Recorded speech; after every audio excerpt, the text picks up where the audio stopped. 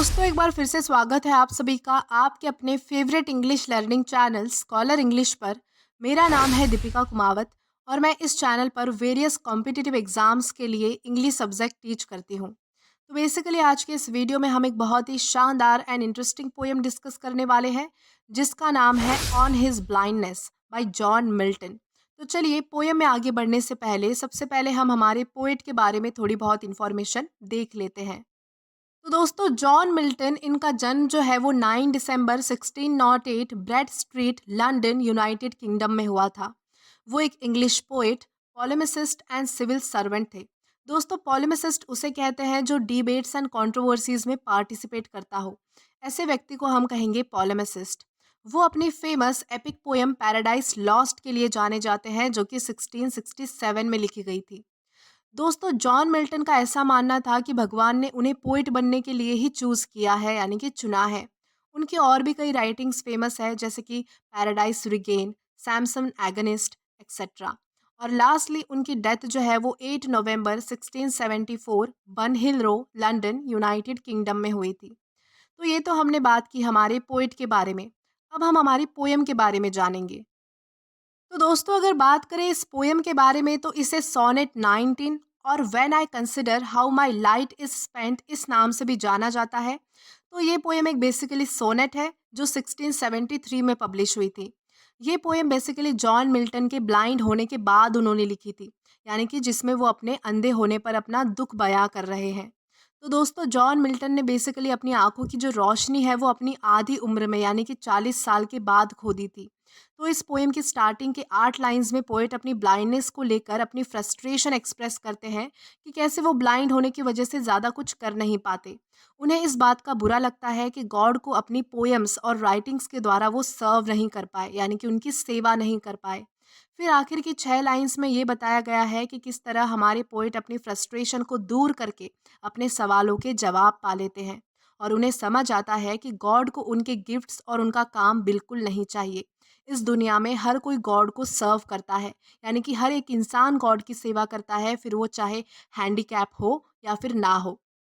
तो चलिए, इसे और भी अच्छे से समझने के लिए हम इस पोएम का लाइन टू लाइन एक्सप्लेनेशन देखकर इस पोएम को आज के इस वीडियो के थ्रू समझने की कोशिश करते हैं। तो हमारी सबसे पहली लाइन है, when I consider how my light is spent. तो यहाँ पर सबसे पहली लाइन में हमारे पोएट कहते हैं कि जब मैं सोचता हूँ कि कैसे मेरी आंखों की रोशनी चली गई। लाइट स्पेंट का मतलब होता है आंखों की रोशनी चली जाना, लाइट चली जाना, यानी कि मैं जब सोचता हूँ कि कैसे मेरी आंखों की रोशनी चली गई, यानी कि कैसे मैं अंधा हो गया। एर half my days in this dark world and wide. एर हाफ माई डेज का क्या मतलब होता है? एर हाफ माई डेज का मतलब होता है कि मेरी जिंदगी की आधी उम्र से पहले, यानी कि पोइट कहते हैं कि मेरी आंखों की जो रोशनी है वो मेरी आधी उम्र होने से पहले ही चली गई। यानी कि ये दुनिया अब जो है वो मेरे लिए बहुत ही ज़्यादा डार्क एंड वाइट, यानी कि घनी और काली हो चुकी है। ये दुनिया मुझे बहुत बड़ी लगती है, काली लगती है, घनी लगती है, यानी कि डार्क लगती है, क्योंकि मेरी आंखों की जो रोशनी है वो जा चुकी है, मुझे कुछ दिखाई नहीं देता। And that one talent which is death to hide lodged with me useless. यानी कि वो जो एक टैलेंट जो मेरे अंदर है, यानी कि जो लिखने का, जो राइटिंग का टैलेंट मेरे अंदर है, उसे छुपाना मौत के बराबर है। यानी कि उसे अगर मैं छुपाऊंगा तो वो किसी मौत से कम नहीं है। और अब वो टैलेंट मेरे अंदर बेकार पड़ा है, यानी कि वो टैलेंट जो है वो मेरे अंदर जो है वो, यानी कि यूजलेस है, पूरी तरह से बेकार हो चुका है, क्योंकि अब मैं देख नहीं सकता, इसीलिए वो टैलेंट मेरे किसी भी काम का नहीं रहा। इस तरह से यहाँ पर जो है वो हमारे पोइट बताने की कोशिश कर रहे हैं।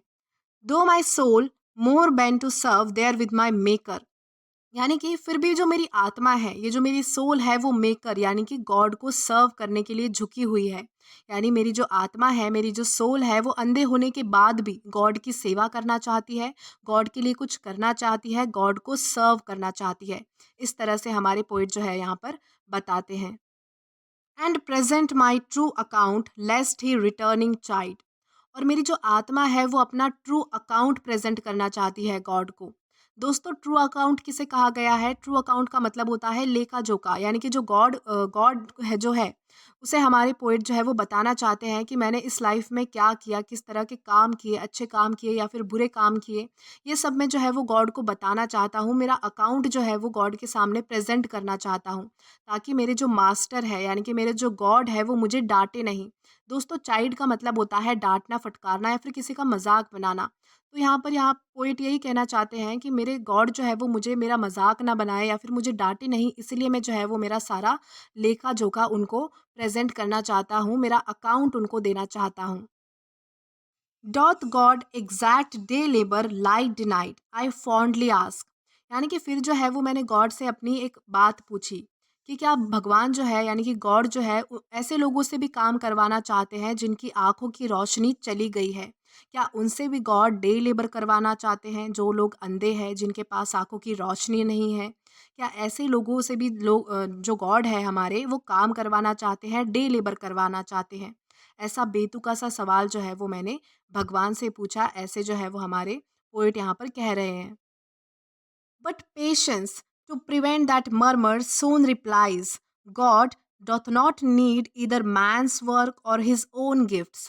यानी कि लेकिन मेरी जो पेशेंस है, मेरा जो धैर्य है, वो मेरी इस बड़बड़ाहट को रोकता है और जवाब देता है कि गॉड को ना तो इंसानों का कोई काम चाहिए और ना ही इंसानों के उनके अपने गिफ्ट्स चाहिए। यानी कि उन गॉड को जो है वो इंसानों से या फिर किसी से भी कोई काम नहीं करवाना या फिर उनसे कुछ भी नहीं चाहिए।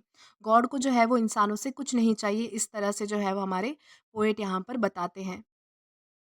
Who best bear his mild yoke they serve him best, यानी कि जो गॉड के कमांड्स का पालन करते हैं वही उनको अच्छे से सर्व कर पाते हैं, वही उनकी सच्ची सेवा है। दोस्तों, योग का एक और मतलब होता है जो कि है बोझ।